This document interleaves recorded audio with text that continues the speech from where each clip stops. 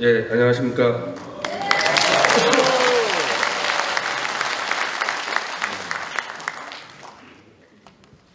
오늘 지금 선관위 이 관리자들 여기 나오셨죠? 아마 나와서 아마 체크를 하고 계실 텐데 저는 당원이 아닙니다. 당원이 아니니까 제가 무슨 말해도 아무 상관이 없어요. 제가 왜 당원 가입을 못했냐면은 제가 한 달 전에 저 횃불당에 임명진 비대위원장 논문 표절건으로 징계 요청을 하려다 보니까 당원이어야만 징계 요청 가능하다 그래서 제가 횃불당에다가 당원 가입 신청을 했습니다. 한 달 전에. 그런데 횃불당에서 임명진의 지시로 제 사상과 정체성을 검증한다고 그걸 보류해놨어요. 그래서 지금 그 상태로 지금 저 횃불당에 제 당원 가입 신청서가 그대로 있고 저는 그럼 빨리 사상을 검증했으면 가져와라 결과를 내가 무슨 사상을 갖고 있기 때문에 저 횃불당에 못 들어가는지 아직까지 제가 신경전을 벌이고 있느라고 이 당에 가입을 못하고 있는 상태인데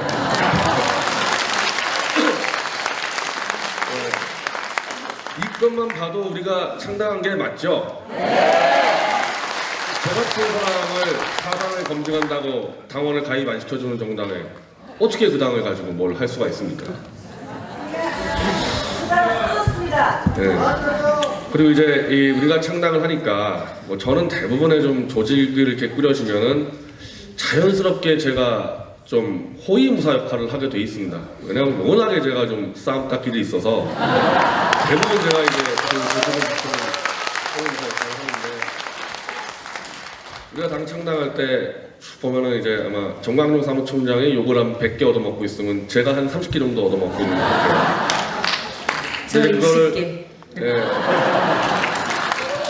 우리 당 입장에서 그런 부분들을 충분히 상대하기 쉽지 않을 텐데 저는 좀 애매모호하게 당원이기도 하지만 또 바깥으로 또 개인으로 뛰다 보니까 제가 사실 그런 부분들을 많이 대응을 하고 있습니다. 근데 그게 단순히 당을 지키는 문제에서 대응이 아니라 이게 우리 대권 구도에 직결되는 문제이기 때문에 이거 할 말을 안 할 수가 없습니다. 그리고 이거 또 후보가 직접 얘기하기로 좀 어려운 부분들을 좀 주로 제가 말씀을 좀 드리겠습니다.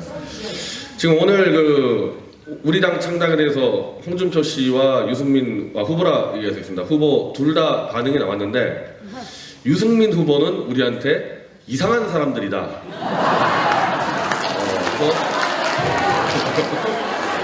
이게 지금 2시간 전에 있는데요. 이상한 사람들이어서 보수는 분명히 아닌 것 같다. 이렇게 정리를 했습니다. 근데 뭐 저는 그거에 대해서 뭐 크게 우리가 감정적으로 나올 건 없는 게 우리도 저 사람들이 이상한 사람들로 보기 때문에 그렇지 않겠습니까? 그리고 이제 홍준표 후보의 반응은 이 당은 조원진 한 명이고 태극기 세력은 자기를 지지하는 걸로 얘기를 하고 있다.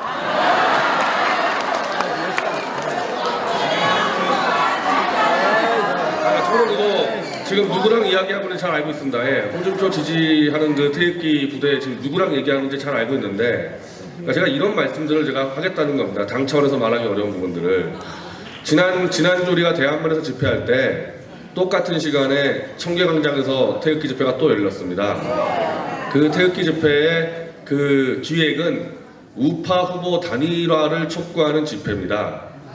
근데 제가 진짜 그 집회 명칭 자체에 대해서 문제 제기한 게 저는 홍준표까지를 우파 후보라고 보겠다는 거는 비판하지는 않겠어요. 왜냐하면 지금까지 그 당을 늘 대부분 우리들이 지지해 왔기 때문에 아직까지 마지막 기대를 갖고 지지하겠다는 사람까지는 비판 안 하겠는데 그러면 홍준표 한 명이어야지 우파 후보 단일화라는 얘기는 한 명 더 있다는 얘기 아닙니까? 한 명 이상 더 있다는 얘기죠. 그럼 유승민을 집어넣겠다? 지금 유승민 발언 나왔죠? 태극기 든 사람들은 이상한 사람들이라 얘기했는데 그 이상한 사람이라고 얘기하는 사람까지도 우리 우파 후보로서 지원을 하겠다. 지난 11월부터 우리 4월까지 뭐 가지고 싸웠죠? 탄핵을 주도한 사기꾼 세력과 싸웠죠. 탄핵 주도한 세력의 결정타를 날린 거는 김무성, 유승민이지.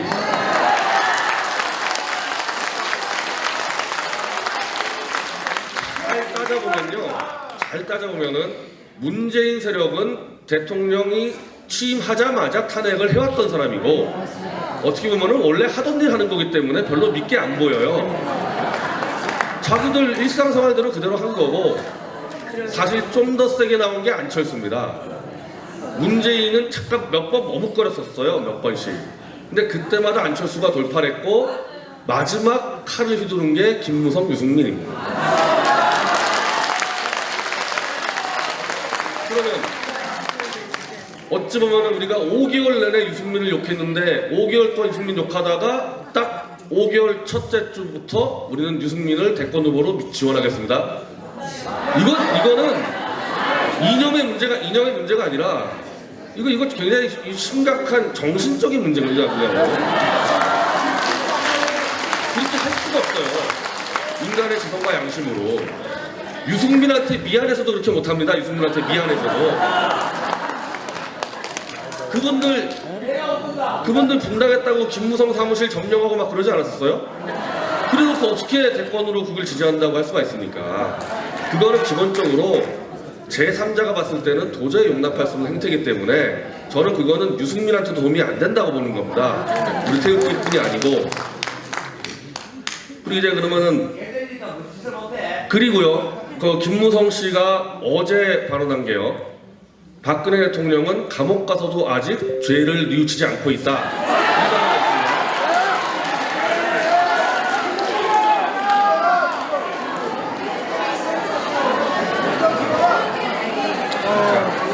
김무성 씨가 2007년 대선 때 그 친박의 좌장이 맞았고 2012년 대선 때 선대 본부장이었죠, 분명히.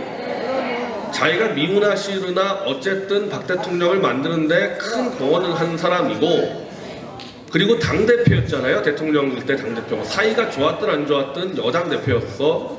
같은 배를 탄 사람이고 자기가 원하는 대로 대통령직에서 끌어내렸고 감옥까지 집어넣습니다. 자기가 하고 싶은 거 다 했어요. 그랬으면은 기본적인 그래도 좀 덕담이라도 해줘야지. 아직도 감옥에서도 죄를 뉘우치지 않으니까 그럼 뭘 더 하자는 얘기예요? 근데 그분을 지금 그분을 제가 욕하자는 문제가 아니고 그럼 그분은 정치 구단인데 왜 저런 말을 할까? 마찬가지인데요, 유승민 씨랑. 우리 같은 세력과 상종 안 하겠다는 얘기입니다. 그러니까 탄핵을 반대한 세력과 상종을 하지 않고 저는 더 세게 박 대통령을 공격을 해서 아무리 봐도 박지원 밑으로 들어가겠다는 걸로 보여져요, 전략이. 안철수는 그 허수아비라는 거 다 아시죠? 뭐 허수아비이기 때문에 신경 쓸 것도 없고 제가 박지원이어도 김무성과 유승민에게 야, 우리 이 호남 지지층이 있는데 호남 지지층이 너희들 박근혜 정권에 충성한 거 가지고 문제 삼으니까 더 세게 짓밟아라. 더 세게 짓밟아야지 우리 호남인들이 받아줄 수 있지 않겠냐. 제가 박지원이면 그렇게 요구합니다, 김무성한테. 그러니까 감옥까지 들어가 있는 분을 지금 짓밟고 있는 거 아닙니까? 그러니까 이분들은 이미 떠났어요. 떠난 사람을 데리고 뭐 보수 후보 단일화 필요가 없는 사람들입니다. 그건 보수가 아니야.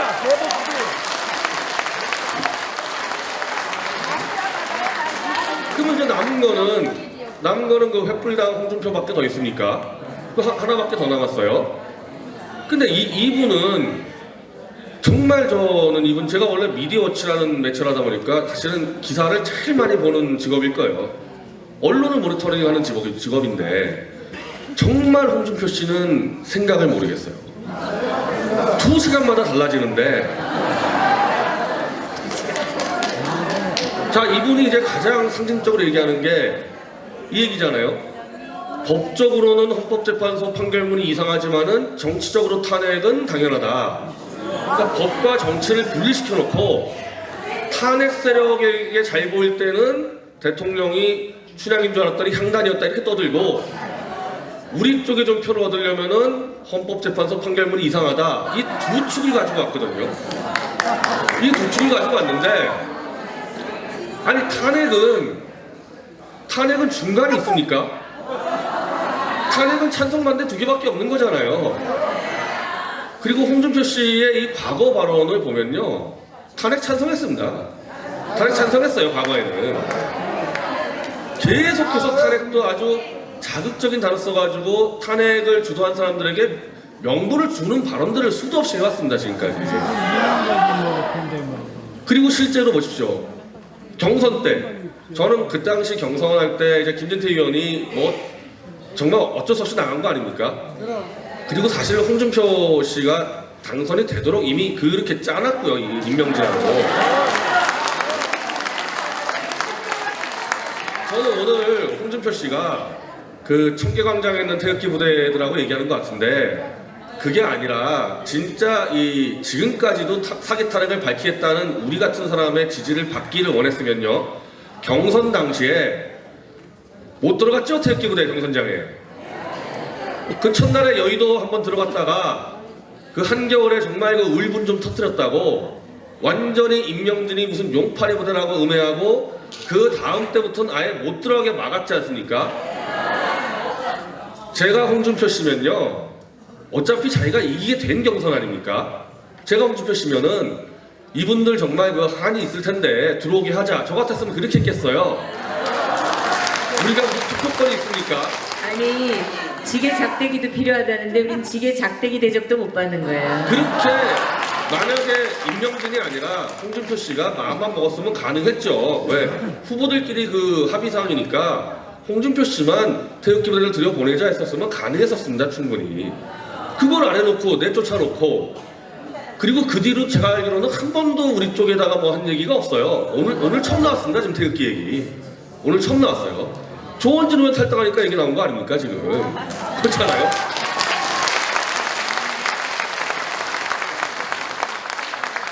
그래놓고 또 이 절로 박지원으로 밑으로 들어가는 또 유승민, 김무성한테는 또 뒷다리 잡고 늘어지고 있습니다. 한 발은 태극기에 대고 왼팔은 쭉 뻗어가지고 박지원 대고 버텨나겠어요? 저래가지고 쓰러졌어. 한 1, 2주 안에 팔다리 잘립니다. 팔다리 잘려요. 자동 소명이야, 한국처럼. 자, 그러면은 없잖아요. 지금 없지 않습니까? 우파 무슨 대통합 보수단이라 할 사람 없잖아요. 유승민은 박지원 밑으로 갈 거고 홍준표는 팔다리 다 잘릴 거고, 없지 않습니까? 그냥 우리 당이 조원진 후보 모시고 가면 되는 건데 복잡하게 생각하세요.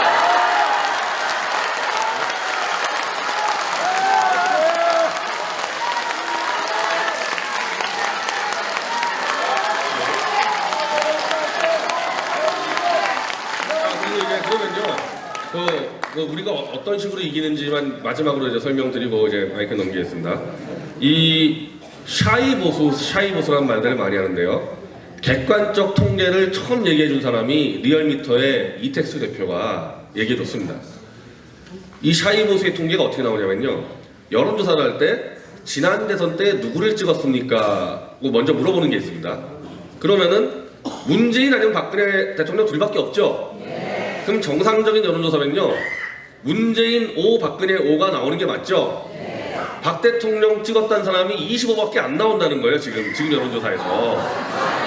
그러니까 지난 대선 때 박 대통령을 찍은 사람들 중에서 상당수가 현재 통계로는 절반 이상이 응답자로 안 잡히고 있다는 얘기거든요. 이걸 지금 샤이보스라고 구분하는 겁니다. 그러면은 여론조사에 안 나타나기 때문에 이 사람들이 지금 무슨 생각하는지는 아무도 모르는 거예요. 아무도 모르는 겁니다. 응답을 안 하고 있기 때문에. 그래서 그거를요, 이제 막 다 분석을 하는데, 종편에 저 브로커들 있죠? 저는 뭐 평론가라기보다는 브로커라고 생각이 되는데,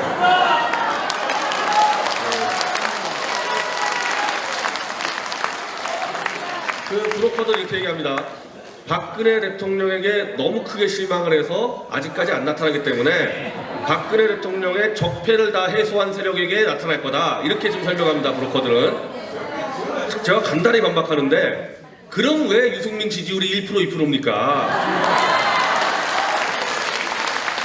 박근혜 정권의 적폐를 뽑아내는 정도가 아니라 이미 감옥에 가고까지 짓밟고 있는 그 당의 지지율이 왜 저 모양이에요? 그러면은 그게 아니죠. 당연히 제가 볼 땐 두 부류예요. 응답자 안 잡히는 사람. 예를 들면 제가 여론조사 전화 오잖아요. 답변 안 합니다. 왜 답변 안 하냐면은 너무나 언론을 불신하기 때문에 여론조사 언론하고 연결돼 있잖아요. 여론조사도 도저히 신뢰 못하죠. 언론도 신뢰 못하죠. 딱 전화 받자마자 어디 여론조사 한다면 저 끊어버립니다. 끊어버려요. 즉 태극기 주력 부대들은 지금 제도권에 있는 여론조사와 언론 자체를 무시하니까 그 자체를 무시하고 응답을 안 해버리는 부류가 있는 겁니다.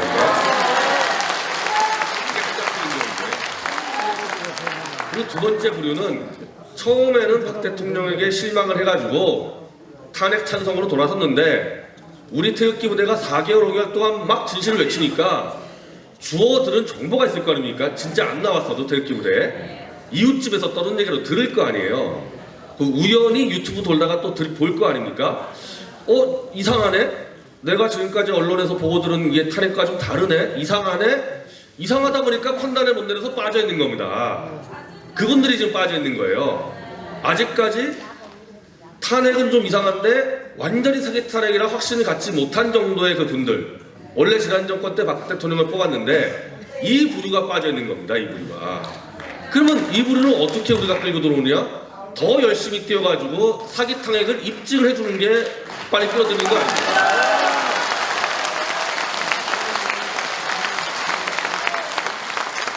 자, 그렇게 되면요, 간단하게 문재인, 안철수, 우리 당의 조원진 후보가 3파전 되게 돼 있습니다. 간단하게 한번 잘 기억해 보십시오. 지난 대선 때 안철수가 갑자기 사라졌죠. 사라지기 전에 3파전이었습니다. 사라지기 전에 박 대통령이 4, 문재인, 안철수 3, 3 이래가지고 원래 3파전이었어요. 지난 대선도. 안철수가 안 사라졌으면요, 한 5, 3, 2 정도로 대통령이 이겼을 겁니다. 그럼 그때랑 지금이랑 무슨 차이가 있냐는 거예요. 그때 구도하고 지금하고. 안철수가 뭐가 나아졌습니까? 그때하고 지금하고. 목소리. 저는 우리 보수 쪽의 그 어른 두 분이 안철수를 지지하자 그래가지고 제가 기겁을 했는데, 조갑제닷컴에요 2012년 대선 때 안철수가 어떤 인물인지 한 수십 개 글 올라가 있습니다. 수시로 거짓말하고 수두룩히 올라가 있는데, 그때 안철수랑 지금 뭐가 달라졌습니까? 그리고 달라지지 않았는데도 그때도 안철수를 지지하는 세력이 있었고, 그게 이제 이른바 제3후보라 그러잖아요. 예전에 주로 90년대 박찬종부터 시작해가지고 뭐 고건 등등 뭐 해가지고 지금 반기문, 그 세력이 있는 거예요. 원래부터. 그래서 그 세력하고, 근데 그 세력이 이제 충성도가 제일 낮죠. 마지막에 투표장 때는 안 나가는 세력입니다. 지지만 하다가. 그래서 안철수는 사실 아웃이에요. 그 찍으로 안 나갑니다. 안철수 같은 경우는 되게. 결국 또 이제 문재인 세력과 우리와의 양자 구도가 될 거 아닙니까? 근데 요즘 뭐 문재인 씨는 그 아들 문제에 대해서 이 대하는 거 보니까, 아니 우리 박 대통령한테 소통 불능이라 그러더니 지금 문재인 씨는 너 아들 시비 걸면 너 정권 잡으면 다 죽어, 저거 이 수준이에요 지금 하는 게. 거의 협박 수준이거든요. 그래서 많이 떨어질 것 같아요. 많이 떨어질 것 같아서 뭐 이론적으로만 보면 지난 대선 때보다 더 쉽게 이길 수도 있다. 이론적으로만 보면.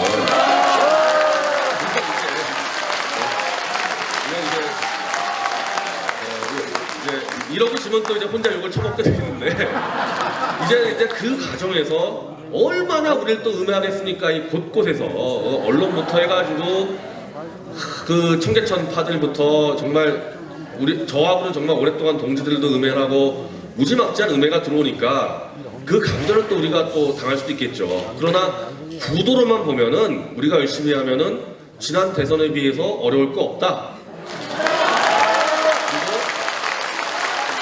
일단 1차로 우리가 해야 될 게, 자꾸 자포자기하고 안철수를 지지하겠다는 우리 동지들부터 빨리 잡아내야 됩니다.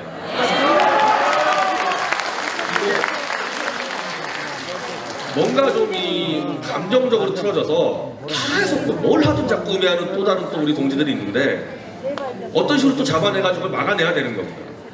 그래서 그렇게 대우만 만들면은 충분히 가능하고, 조원진 의원님 후보로서는 저는 최상이라고 생각합니다.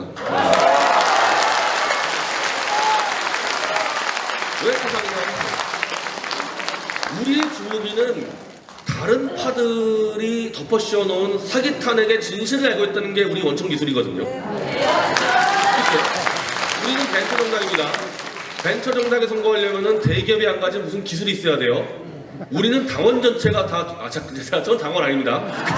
그래서 그 기술을 다 갖고 있어요. 사기 탄핵의 진실을 다 알고 있고 제일 많이 알고 있는 조던진 의원이 우리 후보 아닙니까?